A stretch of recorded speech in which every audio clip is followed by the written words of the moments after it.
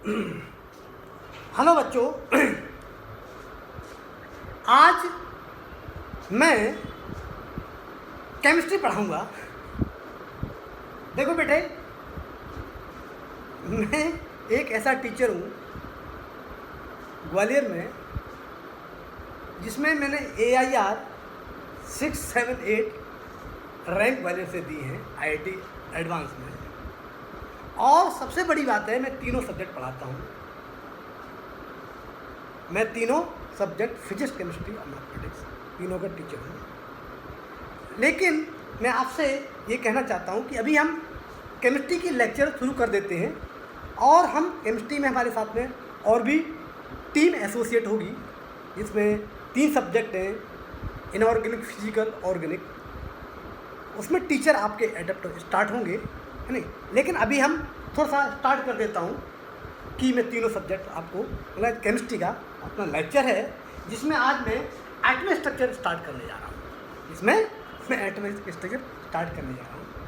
तो पहले क्या होता है, देखिए, IIT में जो बच्चा के लिए केमिस्ट्री एक बहुत इम्पोर्टेंट सब्जेक्ट है। केमिस्ट्री बहुत इम्पोर्टेंट सब्जेक्ट है क्योंकि ये डिफ़िकल्ट नहीं है। इसके अंदर बेसिकली एग्ज़ाम के अंदर रैंक इम्प्रूवमेंट का काम करता है और मतलब ओवरऑल कॉन्फिडेंस भी देता है। ओवरऑल कॉन्फिडेंस देता है। मान लो फिजिक्स में और मैथमेटिक्स में टोटल मार्क्स आते हैं, उसके सम के बराबर केमिस्ट्री में भी आते हैं, तो बच्चा अपने आप को बहुत अच्छा फील करता है और अच्छी रैंक भी निकल आती है। इसलिए केमिस्ट्री पढ़ाना मेरा एक उद्देश्य है कि केमिस्ट्री में बहुत अच्छे लेवल की केमिस्ट्री पढ़ा दूँगा, है ना। ये तो आपको देखिएगा कि मैं आगे बताता हूँ। पहले अपन एटॉमिक स्ट्रक्चर के बारे में बात करते हैं। आज एटॉमिक स्ट्रक्चर, ओके। तो एटॉमिक स्ट्रक्चर का मतलब समझिए कि एटॉमिक स्ट्रक्चर है क्या। एटॉमिक स्ट्रक्चर की जो बेसिक स्ट्रक्चर, इसको कहते हैं कॉन्स्टिट्यूशनल प्रीएम्बल। मतलब क्या कहते हैं, कॉन्स्टिट्यूशनल प्रीएम्बल। इसके अंदर देखिए, आपने देखा कॉन्स्टिट्यूशन पढ़ा होगा। कॉन्स्टिट्यूशन में एक प्रीएम्बल होता है। प्रीएम्बल वाले उसकी प्रस्तावना, है ना, हिंदी में कहते हैं उसको प्रस्तावना कहते हैं। मतलब बेसिक स्ट्रक्चर, जैसे वो क्या बताता है, जैसे कॉन्स्टिट्यूशन, अपने इंडिया के कॉन्स्टिट्यूशन पढ़ोगे तो उसमें क्या देखेंगे कि उसके प्रीएम्बल के अंदर सारी समराइज लिख करके लिखा हुआ है कि भारत का ये प्रीएम्बल ये बताता है कि हमारे कॉन्स्टिट्यूशन का ये समराइज पार्ट है। इस तरीके से अपन केमिस्ट्री में एटॉमिक स्ट्रक्चर में अपन बेसिक बताते हैं, क्योंकि आपने 9th और 10th से आप ऑलरेडी पढ़ चुके हैं। छोटी क्लास से एटॉमिक स्ट्रक्चर शुरू हो जाता है, तो इसमें ज़्यादा बहुत बड़ी दिक्कत नहीं है। तो हम इसको थोड़ा सा हल्के से समराइज करते हैं, फिर एक्सप्लेन करने की कोशिश करते हैं, ठीक है। तो देखिए बेटा, आज अपन एटॉमिक स्ट्रक्चर के बारे में, एटम मतलब, एटम जानते हो एटम होता क्या है? पहले समझिए, एटम सब जानते हैं, पढ़ते चले आए। एटम क्या होता है? एक मैटर का सबसे छोटा पार्टिकल होता है। मतलब एटम्स को क्या है, एक मैटर का सबसे छोटा जो पार्ट है उसको एटम कहा गया। आपने पढ़ा होगा। तो अब जब ये आपको जब बताया गया कि एटम ही हमारा ये है, तो एटम के बारे में क्या, उसका स्ट्रक्चर क्या है, क्योंकि डाल्टन ने बेसिकली एटॉमिक स्ट्रक्चर के बारे में बताया था कि एटम्स का जो एटम्स जो टर्म है, इसको कहते हैं परमाणु कहते हैं ना, है ना, परमाणु कहते हैं हिंदी में। जो एटम्स का एक मैटर का सबसे छोटा पार्ट है, ये माना गया। और ये अनडिस्ट्रक्टेबल है, उन्होंने कहा था। इसको हम आगे टुकड़े नहीं कर सकते हैं। ये आपका डाल्टन के कंसेप्ट बेस्ड था ये। तो डाल्टन का कितना सक्सेसफुल हुआ, उन्होंने अपने मॉडल को इंट्रोड्यूस किया, और मॉडल को जब इंट्रोड्यूस किया है तो आगे वो कितना सक्सेसफुल रहा, कितनी तरीके से आपकी आगे अपनी हिस्ट्री जो डेवलपमेंट होती गई एटम्स के बारे में आपने छोटी क्लास से पढ़ी होगी। तो मैं इसको थोड़ा सा बता देता हूँ, समराइज कर देता हूँ। पहली बार एटम्स को जो बताया गया था वो हमारा कितना डाल्टन ने बताया था एटम्स के बारे में। एट डाल्टन, डाल्टन नाम सुना होगा आपने, डाल्टन। पहले एटम्स को डाल्टन ने शुरू किया था कि एटम्स का जो एटम्स जो वर्ड विच कोइंड, मतलब इनको नामकरण जो दिया गया मैटर का सबसे छोटा पार्टिकल, वो डाल्टन के नाम से जाना जाता है। तो चाहे कितना सक्सेसफुल हो, कितना फेलियर हो, लेकिन एक बात फंडामेंटल चीज़ है कि जो एटम्स का जो नामकरण है, जो नाम जो पॉइंट किया है, वो हमारे डाल्टन के नाम से जाता है। डाल्टन का ये मॉडल बनता है। इसके बाद में क्या हुआ कि इलेक्ट्रॉन की और प्रोटॉन की डिस्कवरी हुई। क्या हुई? इलेक्ट्रॉन की और प्रोटॉन की डिस्कवरी हुई। तो डिस्कवरी ऑफ दी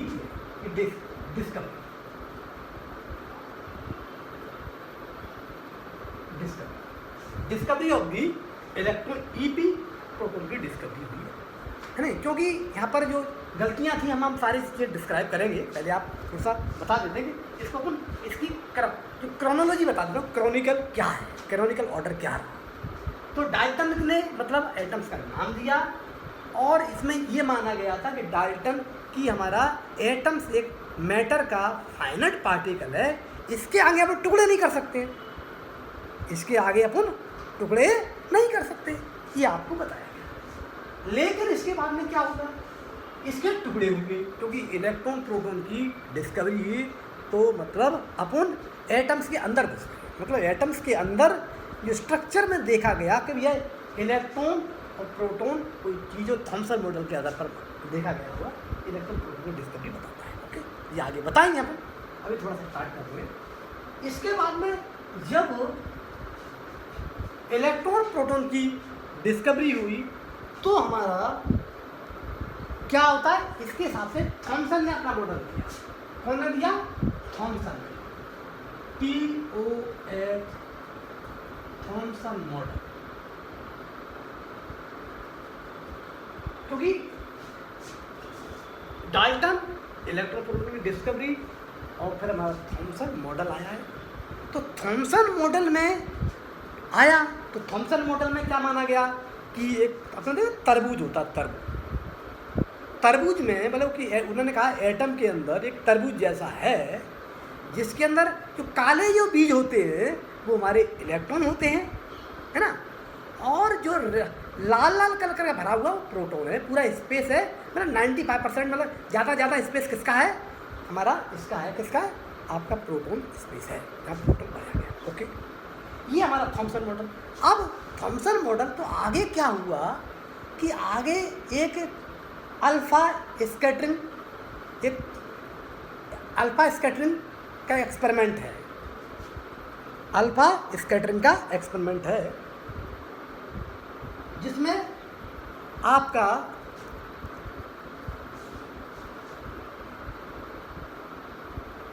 है ना, सॉरी हमने बताया थॉमसन मॉडल बताया। थॉमसन मॉडल के बाद में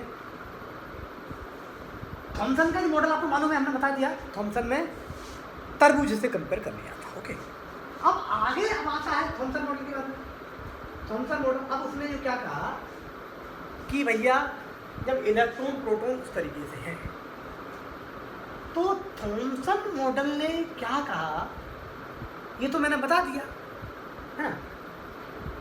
अब देखो, क्योंकि आपने देखा होगा इसके बाद में हमारा न्यूक्लियस की डिस्कवरी हुई। क्या? न्यूक्लियस की डिस्कवरी हुई और इसके बाद में एक रदरफोर्ड मॉडल दिया। क्या आता है? Rutherford model.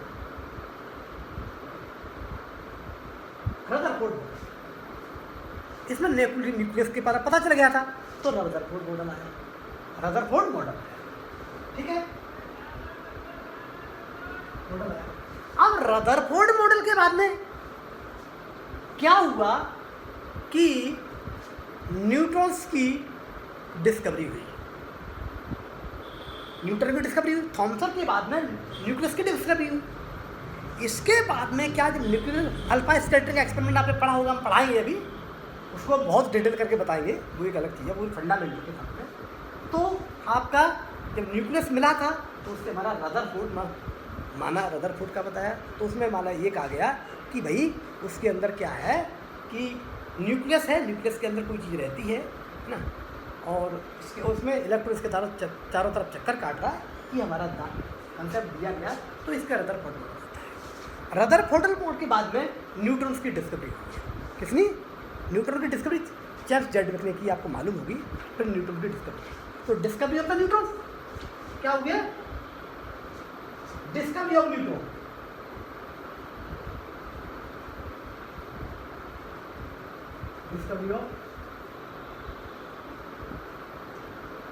Discovery of neutron हुआ। जब डिस्कवरी ऑफ न्यूट्रॉन हुआ, जब हमारा डिस्कवरी ऑफ न्यूट्रॉन आया, तो इसके बाद में हमारा क्या आया? Moseley experiment. क्या है? मोस्ले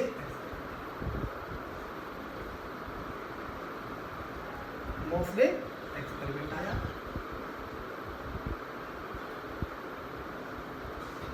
मोस्ले एक्सपेरिमेंट में, क्योंकि हमने बताया था कि न्यूट्रॉन्स के बारे में, न्यूट्रॉन्स के अंदर थे, न्यूट्रॉन की डिस्कवरी हो चुकी थी, तभी आया।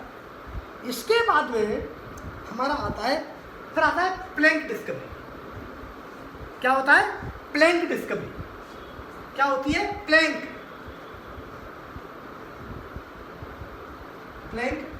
डिस्कवरी। एक प्लैंक साइंटिस्ट थे, उन्होंने क्या फोटॉन्स के बारे में बताया था, इसके बारे में, फोटॉन्स के बारे में बताया था। ये हम आपको बहुत डिटेल में बताएंगे। तो अभी इतने ही प्लैंक डिस्कवरी हुई। प्लैंक डिस्कवरी के बाद में आपका फिर आता है बोहर मॉडल। क्या होता है? बोहर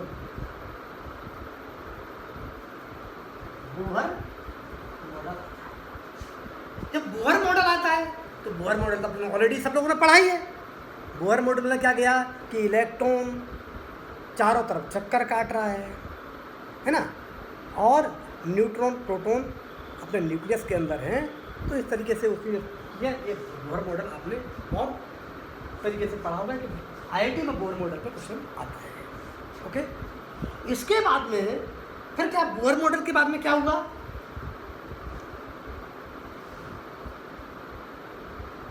बोहर मॉडल क्या है? क्वांटम मॉडल कहते हैं इसको। क्या बोलते हैं? Quantum model. क्वांटम मॉडल कहते हैं। बोहर मॉडल को क्या बोलते हैं? क्वांटम मॉडल कहते हैं। ठीक है भैया। अब क्वांटम मॉडल के बाद में, बोहर मॉडल ये क्वांटम थ्योरी पर बेस्ड है बेसिकली। तो क्वांटम मतलब क्या होता है? क्वांटम का मतलब जानते हो? क्वांटिटी से मतलब होता है। जैसे आपने क्वांटम, जैसे एक फोटोन की एनर्जी h है, तो n फोटोन हो गए तो एनर्जी कितनी? n h होगा। तो एक मतलब क्वांटम बेस पर चीज़ें बताती है नहीं ये, क्योंकि ये होगा प्लैंक में आपने ऑलरेडी, प्लैंक में आपको ये चीज़ बताई गई कि फोटोन क्या है, फोटोन क्या है? एक मिनिमम एनर्जी ऑफ, कोई हमारा एक मिनिमम एनर्जी है जिसको अपन क्या कहते हैं? आपको क्या कहते हैं? आपको फोटोन कहते हैं। यूनिट ऑफ एनर्जी है। जैसे अपन कहते हैं पैकेट्स ऑफ द एनर्जी। जैसे डजन होता है, दर्जन में 12 चीज़ें होती हैं। ऐसे ही क्या होता है? एक क्वांटम क्या है, फोटोन क्या है? एक पैकेट्स ऑफ एनर्जी है, और एनर्जी हमेशा पैकेट्स के रूप में होती है। तो ये क्वांटम थ्योरी पर बेस्ड है। ये बोहर मॉडल होता है। अब इसके बाद में फिर क्या होता है? बोहर मॉडल के बाद में, तो बोहर मॉडल में क्या बताया कि इलेक्ट्रॉन सर्कुलर पाथ में मूव करता है। इलेक्ट्रॉन उसके सर्कुलर पाथ में मूव करता है, ये बताया गया था। लेकिन जैसे ही आगे हुआ, आगे फिर क्या हुआ? एक नाम के आए थे, एक समरफील्ड साइंटिस्ट थे। क्या नाम थे? इसके आगे बता देता हूँ। यहाँ पर तुम्हें जगह नहीं मिल रही है, तो यहाँ से दोबारा शुरू कर देता हूँ। इसके बोहर मॉडल के बाद में यहाँ लिख देता हूँ। बोहर मॉडल के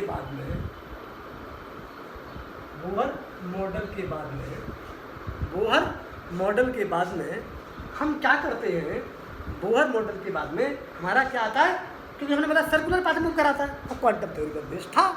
लेकिन यहाँ पर उन्होंने एक बीच में एक साइंटिस्ट आए थे, उन्होंने सब कुछ एक्चुअल में अपना है, ये अपना पूरा अपना जो मॉडल है कि हमारा अर्थ इस तरीके से चक्कर कार्य करी, एक यूनिवर्स से जो अपना यूनिवर्स है उसे कंपेयर कर दिया था कि प्लेनेट की तरह इलेक्ट्रॉन को बताया गया था। इस तरीके से चीज़ें मतलब ये इलिप्टिकल, इसमें तो इन्हें समरफील्ड आए, इसके बाद में समरफील्ड ने ये कहा कि भाई ये आपका सर्कुलर में होता है, ये हमारा कैसा होता है, इलिप्टिकल पाथ, मतलब इलेक्ट्रॉन सर्कुलर में नहीं मूव करता है, ये किस में मूव करता है, इलिप्टिकल पाथ में मूव करता है। किसमें, इलिप्टिकल पाथ में मूव करता है, ये आपका वो है। ठीक, इसके बाद में समरफील्ड जब आए तो इन्होंने इलिप्टिकल के बारे में बता दिया, ये इनका समरफील्ड मॉडल कहलाता है। ठीक है, इसके बाद में फिर क्या होता है, फिर देखो मैं जैसे क्योंकि हमारे कि आपको ये बताया गया जैसे इलेक्ट्रॉन है, इलेक्ट्रॉन जो चक्कर काटता है पार्टिकल थ्योरी की आधार पर चक्कर काटता है, नहीं ये सर्कुलर पाथ है। जैसे देखिए ये इलेक्ट्रॉन है, सॉरी ये न्यूक्लियस है और इलेक्ट्रॉन हमारे चारों तरफ चक्कर काटता है, इस तरीके से था। तो ये पार्टिकल थ्योरी पर बेस्ड था। अब यहाँ पर जो आगे जो समरफील्ड के बाद में डुअल नेचर आया, डुअल नेचर का मतलब है कि इलेक्ट्रॉन, डुअल नेचर का मतलब है कि जो इलेक्ट्रॉन जो चक्कर काट रहा है, क्यों इलेक्ट्रॉन, क्योंकि हमारा इलेक्ट्रॉन ही एक्चुअल में रिएक्शन का सबसे बड़ा फंडामेंटल पार्टिकल है जिससे सब चीज़ें रिएक्शन, इलेक्ट्रॉन बहुत बड़ी चीज़ होती है, नहीं तो ये डुअल नेचर है पार्टी, ये इलेक्ट्रॉन के बारे में ये डुअल नेचर बताया इसने, क्या बताया, डुअल नेचर बताया।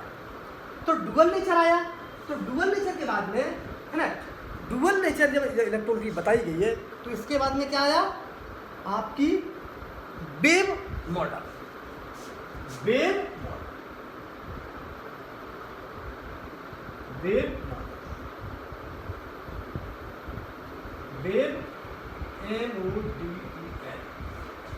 मॉडल कितना हुआ आपका, वेव मॉडल है। तो वेव मतलब इस पर वेव फंक्शन को जनरेट किया जाएगा, ये बीच में श्रोडिंगर वेव इक्वेशन वो नाम से कहलाएगी, आगे हम पढ़ेंगे श्रोडिंगर वेव इक्वेशन, SCHRODINGR। ये हमारे जर्मन साइंटिस्ट थे, तो इन्होंने एक्चुअली में एक अपना मॉडल दिया है इलेक्ट्रॉन का, तो उसको कहते हैं श्रोडिंगर वेव फंक्शन मॉडल। ये आपका, ये आपकी क्या है, ये पूरा हमने चीज़ें आपको बता दी। तो ये हिस्ट्रिकल इवेंट थे, आगे आगे डिस्कवरी हुई, तो इस तरीके से आगे चीज़ें चलती गई है। ये इसका पूरा ये मॉडल ये है एटम स्ट्रक्चर का, और इसी को अपन डिटेल पूरा डिस्क्राइब करेंगे इस टॉपिक्स के अंदर। तो आप इसको, बहुत ज़्यादा कठिन नहीं है, बहुत आसान है, और क्योंकि एक ये तो टॉपिक्स एक्चुअली में आप all student which are connected this topics from the very early classes. Okay, now अब हम बात करते हैं, तो ये हमने बता दिया, है तुमने ये चीज़ें आपके मैंने आपको एक्सप्लेन कर दिया।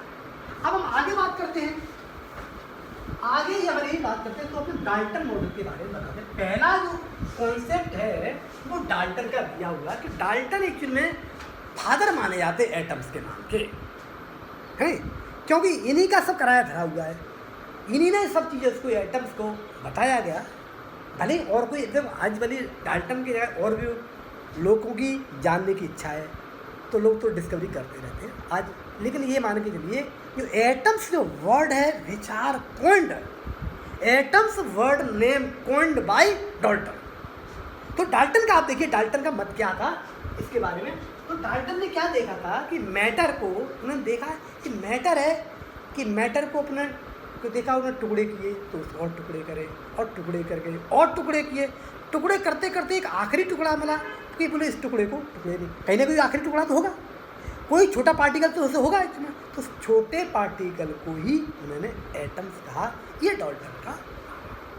अब इन्होंने जो क्या बोला था, इनके उस समय का जो नज़रिया था एटम्स के बारे में, क्या नज़रिया था उनके, इस एटम्स के बारे में नज़रिया ये था कि atom is the smallest particle. तो क्या होता है, ये क्या है आपके, ये डाल्टन लॉ था। डाल्टन के बारे में मैं थोड़ा सा एक्सप्लेन कर देता हूँ।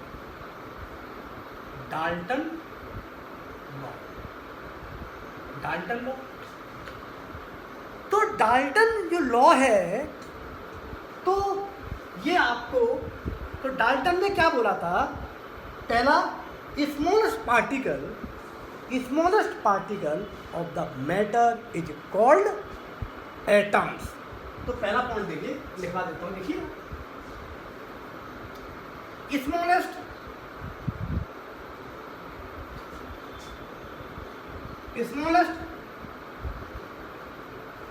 पार्टिकल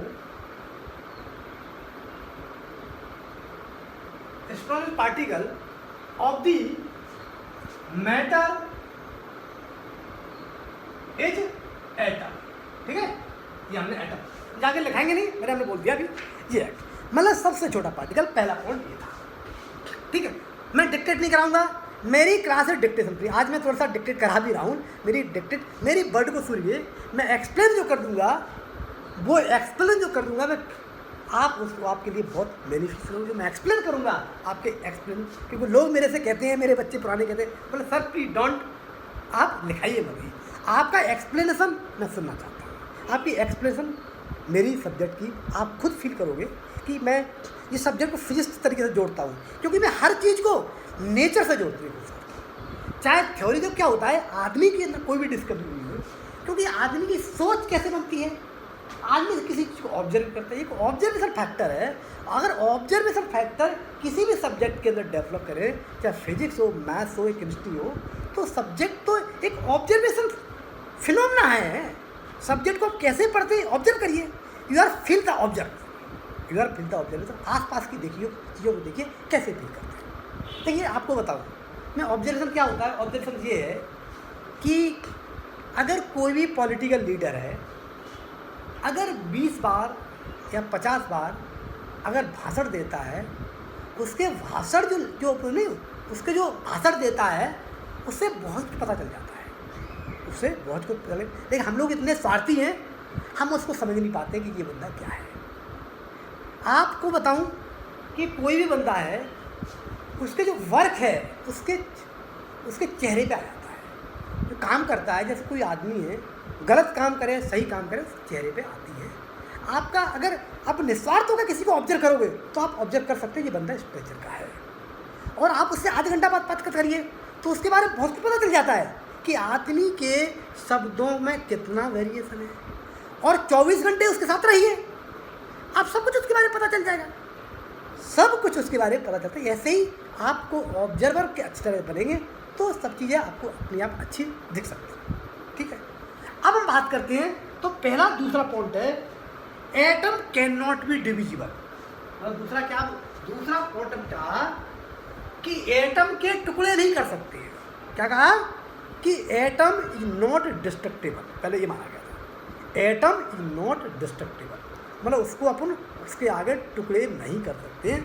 ये आपका डाल्टन साहब का दूसरा एक पॉइंट था, लेकिन आज वो फेल हो गया। अलग बात है कि डिस्ट्रक्शन हो जाता है, आप ये मत पूछिए कि सर डिस्ट्रक्टिबल हो गया, तो वो तो उनका था जब तक से बहुत डिस्कवरी हो चुकी है, तो उसमें ये माना गया कि भाई उनने जो दिया था ये फेल हो गया। एक अलग बात है, क्योंकि इलेक्ट्रॉन प्रोटॉन डिस्कवरी हो गई, न्यूट्रॉन्स की डिस्कवरी तो वैसे ही फेल हो गया नहीं। तो ये लेकिन हाँ, ये वर्ड उनके जो मैंने अपनी लैंग्वेज में ये चीज़ बोली थी, तो दूसरा पॉइंट इसको माना जाएगा। ठीक है, तीसरा पॉइंट आप देखिए, atom of the single elements, atoms of the single element of the identical मास,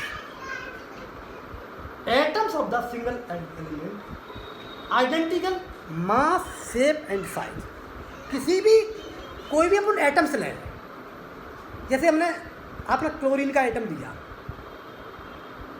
मैंने क्लोरीन का एटम दिया, तो क्लोरीन का जब एटम दिया तो सबके एटम एक जैसे होंगे, सारे क्लोरीन के एटम एक जैसे होंगे।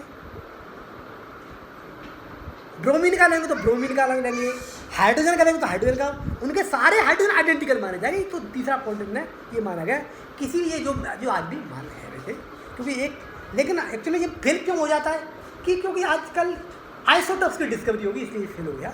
वैसे एक मतलब एक एटम्स है, जैसे हाइड्रोजन का एटम है, ब्रोमीन का है, क्लोरीन का एटम, ये सब आइडेंटिकल होना चाहिए थे, लेकिन ये फेल हो गया। अलग बात है, ठीक है।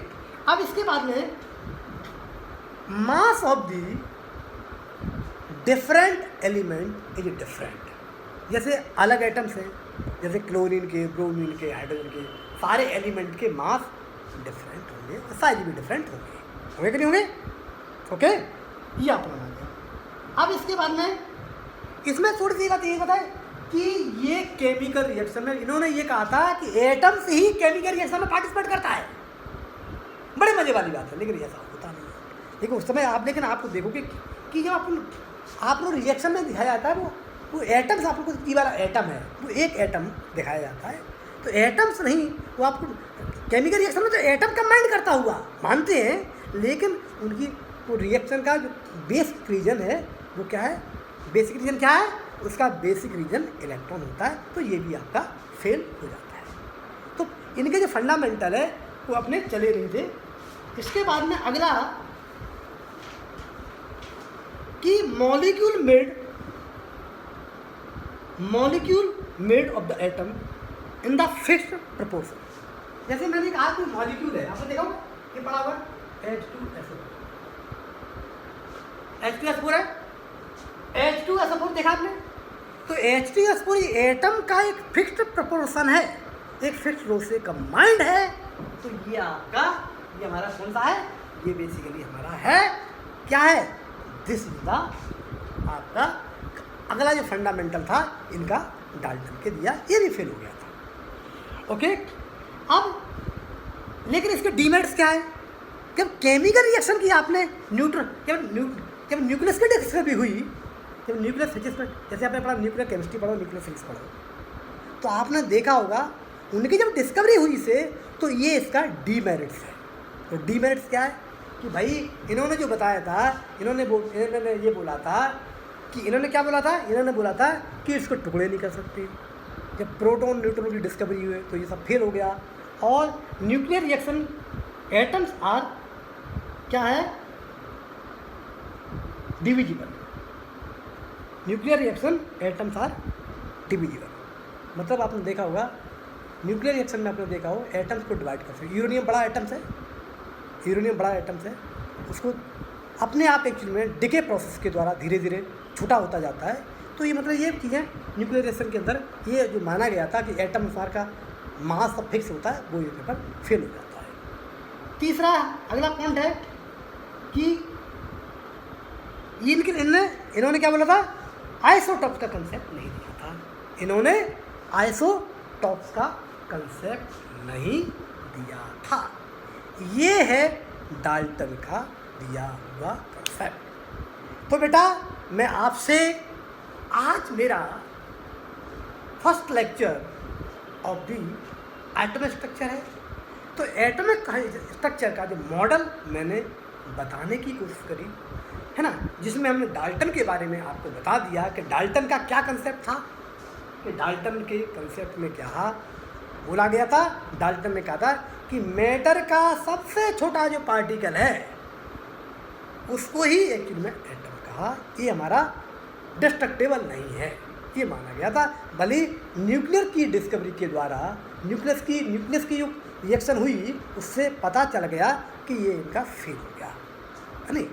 दूसरा उन्होंने कहा कि उन्होंने क्या बोला था कि एक तरह के एटम्स, उनका मास और शेप और साइज सेम होता है। ये भी फेल हो गया क्योंकि आइसोटॉप्स की प्रॉपर्टी है। जैसे हाइड्रोजन के 3 आइसोटॉप्स होते हैं, है ना? क्या होता है? प्रोटोनियम, ड्यूटेरियम, टाइटेनियम, 3 होते हैं। तो इस वजह से ये चीज़ें फेल हो जाती हैं। और बहुत तरह के आइसोटॉप्स होते हैं, इसलिए ये चीज़ आपका फेल हो जाता है। ओके, अगला उन्होंने क्या बोला था? उन्होंने बोला था ये केमिकल रिएक्शन में पार्टिसिपेट करता है। इन्होंने बोला था केमिकल रिएक्शन में पार्टिसिपेट करता है, केमिकल रिएक्शन में पार्टिसिपेट करता है नहीं। तो ये भी इनका फेल हो गया। ये इनके फंडामेंटल चीज़ है। तो बेटा मैं आपको ये बताऊं, केमिस्ट्री आप पढ़िए, केमिस्ट्री आपको इमेजिन करिए। और केमिस्ट्री क्या होता है? एक ऐसा सब्जेक्ट है, इसको बहुत टेंशन लेने की ज़रूरत है, बस रेगुलरिटी से पढ़ने की ज़रूरत है। मैं केमिस्ट्री के लेक्चर डेली, आज से आप मेरे वीडियो लेक्चर केमिस्ट्री के मैं डेली वीडियो लेक्चर डालूंगा, मतलब फिजिक्स और मैथमेटिक्स के अल्टरनेट केमिस्ट्री के डेली, है ना। जैसे फिजिक्स का मैं वीडियो लेक्चर जनरली MWF में मंडे, वेडनेसडे, फ्राइडे को देता हूँ, और मैथ्स का जो मेरा लेक्चर है वो हमारा TTS में होगा, और केमिस्ट्री का लेक्चर हमारा डेली होगा। तो जब तक बच्चे आप इसको फील करिए, और ये टॉपिक्स अभी आपका पढ़ा हुआ है, लेकिन एक्चुअली में मैं आपको ये कहना चाहता हूँ, ये टॉपिक्स मैं इसलिए पढ़ाता हूँ कि बच्चों की ब्रेन में चला जाता है, लेकिन IIT के लिए पढ़ना, केमिस्ट्री पढ़ना एक अलग नज़रिया होता है कि IIT के लिए जो अपन टॉपिक्स पढ़ते हैं उसमें जो सबसे जो इम्पोर्टेंट है वो क्या है कि मोल कंसेप्ट होता है। मैं आपको बताऊं 11th का जो सिलेबस केमिस्ट्री में फिजिकल जो केमिस्ट्री है, सबसे हार्ड और सबसे जो बच्चों को मुश्किल लगता है वो कौन सा होता है? मोल कंसेप्ट होता है। वो कौन सा होता है? मोल कंसेप्ट एक्चुअली में बच्चों के लिए कठिन टॉपिक्स माना जाता है, लेकिन अनफॉर्चुनेटली हम उसको अभी नहीं पढ़ाएंगे। हम एक्चुअली में टॉपिक्स को डिवाइड, जैसे हम आपको फिजिकल केमिस्ट्री में ये अभी इसको पढ़ाने के बाद में हम मोल कंसेप्ट बताएंगे, मोल कंसेप्ट के साथ में ऑर्गेनिक भी बताएंगे। ऑर्गेनिक क्योंकि हमारा, मैं फिजिकल ऑर्गेनिक को साथ साथ पढ़ाऊँगा। जैसे ही एक्चुअली में अपन अपना एटमॉस्फेयर का टॉपिक कंप्लीट हो जाता है, फिर आता है एक टॉपिक पीरियोडिसिटी से एक्चुअली में आपकी इनऑर्गेनिक केमिस्ट्री की कॉन्सेप्ट हमें मिलता है। तो आज अपना मैंने पहला introductory of the chemistry which starting from this date, please आप लोग बच्चे इसको अच्छे से देखिए। मैं सब्जेक्ट का जो एक्सप्लेनेशन है, मैं जो सब्जेक्ट का एक्सप्लेनेशन केमिस्ट्री एक ऐसा एक्सप्लेनेशन दूंगा, ऐसा एक्सप्लेनेशन